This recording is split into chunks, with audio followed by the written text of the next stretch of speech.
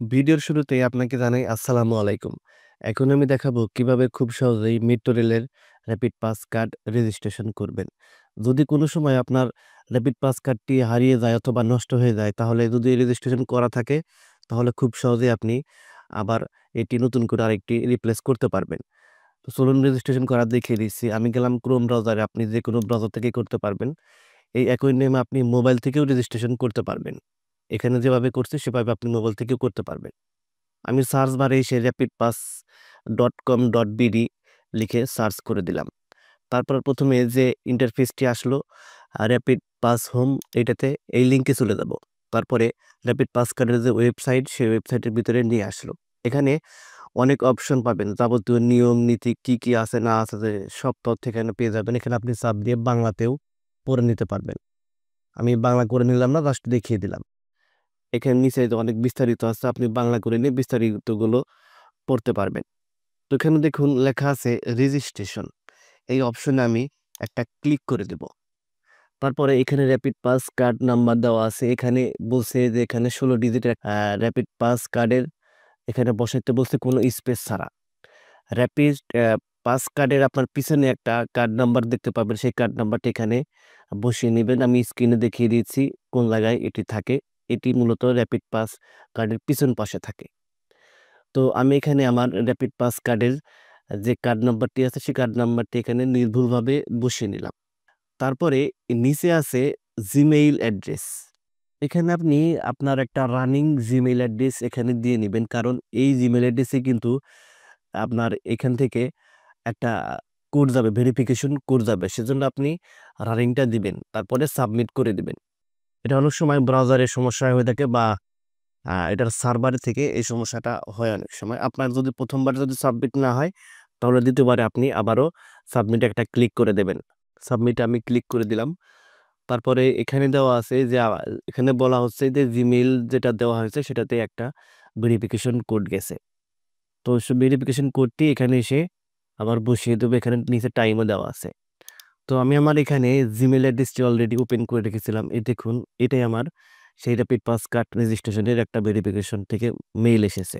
এখানে যেটি আছে, যে ভেরিফিকেশন কোডটি আছে, এটা আমি কপি করে নিলাম। এটা আমি কপি করে নিয়ে আবারও সেখানে যাব। এখানে এসে আমি এখানে যেটা কপি করেছি সেটা এখানে বসিয়ে দিলাম। দেওয়ার পরে এখানে সাবমিট করে দিলাম। সাবমিট করার পরে অনেক সময় ১ম বারে ওরকম হয় না। আমি যেমন বলেছি যে অনেক সময় ফার্স্ট টাইপেই সাবমিট হয় না। আপনি ১ বার ২ বার ক্লিক করে দেখবেন। এই যে এখন মনে হচ্ছে হয়ে যাবে। দেখুন এই যে এখন কিন্তু একটা রেজিস্ট্রেশন করার যে একটা যে ফর্ম, সে ফর্মটা এখানে চলে আসছে। মানে এখানে আপনার নাম, ঠিকানা, যাবতীয় এখানে যা চাইবে সে তথ্যগুলো এখানে বসাতে হবে। আমি এখানে আমার তথ্যগুলো আ বসিয়ে দেব এনআইডি কার্ডের মাধ্যমে। আপনি অবশ্যই এটি করার সময় এনআইডি কার্ডটি আপনার কাছে নিবেন। এই যে এখানে আমি যে কার্ডটি রেজিস্ট্রেশন করব, যে এনআইডি কার্ডটা দিয়ে, সেই এনআইডি কার্ডের নাম অনুযায়ী এখানে আমি আ একদম নির্ভুলভাবে এনআইডি কার্ড অনুযায়ী নাম এখানে বসিয়ে নিচ্ছি।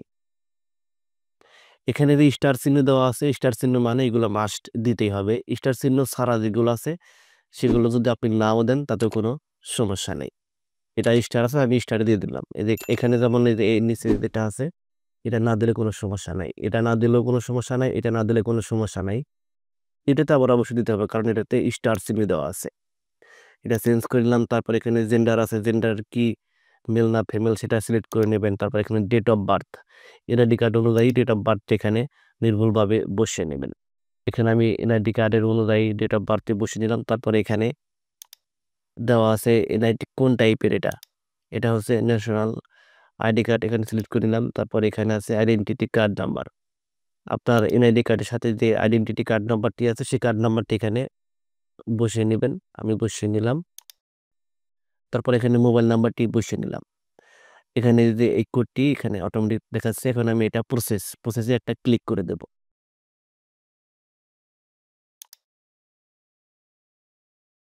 দেখুন যে মাঝে কিন্তু এরকম হতে পারে।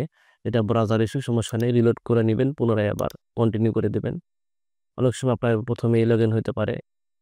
এখন দেখুন এই যে রেজিস্ট্রেশন যে ফর্মটা ফিল আপ করছি, সেই ফিল আপের একটা ছবি এখানে পুনরায় এখানে দেখাইছে। এখানে বলা হয়েছে যদি নির্ভুল থাকে তাহলে তারা সাবমিটে ক্লিক করে দেয়।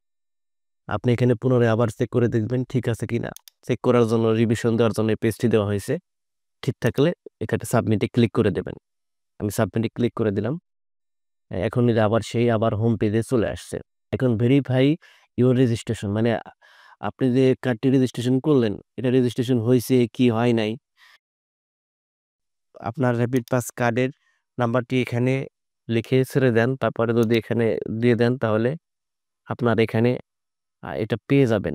রেজিস্ট্রেশন হয়েছে কিনা দেখতে পাবেন। আমি এখন যেটি দিয়েছি সেটা আমার আগের আরেকটি কার্ড, সেটা অলরেডি রেজিস্ট্রেশন করা। সেজন্য এখানে এই যে কত টাকা আছে, অ্যাক্টিভ স্ট্যাটাস কি অ্যাক্টিভ আছে এটা দেখাচ্ছে, মানে এটা অলরেডি রেজিস্ট্রেশন হয়ে গেছে। এখন যে দেখলাম সেটা হচ্ছে এইটা, এটা দিয়ে দেখবো কেমন আসে। দেখুন এখানে কিন্তু লেখা আছে ইউর রেজিস্ট্রেশন ইনফরমেশন, নিচে আছে নো রেজাল্ট ফাউন্ড, অর্থাৎ এটা এখনো রেজিস্ট্রেশন হয় নাই। আপনি রেজিস্ট্রেশনটা করবেন কখন? রাত 9টা থেকে সকাল 9টা এর মধ্যে কিন্তু রেজিস্ট্রেশন করার নিয়ম। তারপরে যে ফর্মটি আমি ফিল আপ করেছি, জিমেইলে যাব, গিয়ে এখানে যে ফর্মটা ফিল আপ করেছি সেই ফর্মটা এখানে পিডিএফ আকারে দিয়ে দিয়েছি। এটা আমি ডাউনলোড করে রাখবো, এটা আপনি ডাউনলোড করে রাখবেন। এটা ভবিষ্যতে এই ফর্মটি আপনার কাজে লাগবে, যদি কখনো আপনার এনআইডি কার্ডটি হারিয়ে যায় বা অথবা নষ্ট হয়ে যায় তখন রিপ্লেস করতে এটি লাগবে। সেজন্য এটি ডাউনলোড করে রেখে দেবেন। তো আজকের ভিডিও এই পর্যন্তই। এই ভিডিওর মাধ্যমে আপনি যদি কোনো কিছু জানতে পারেন তাহলে অবশ্যই চ্যানেলটি সাবস্ক্রাইব করে দিয়ে বেল আইকনটি অন করে দেবেন।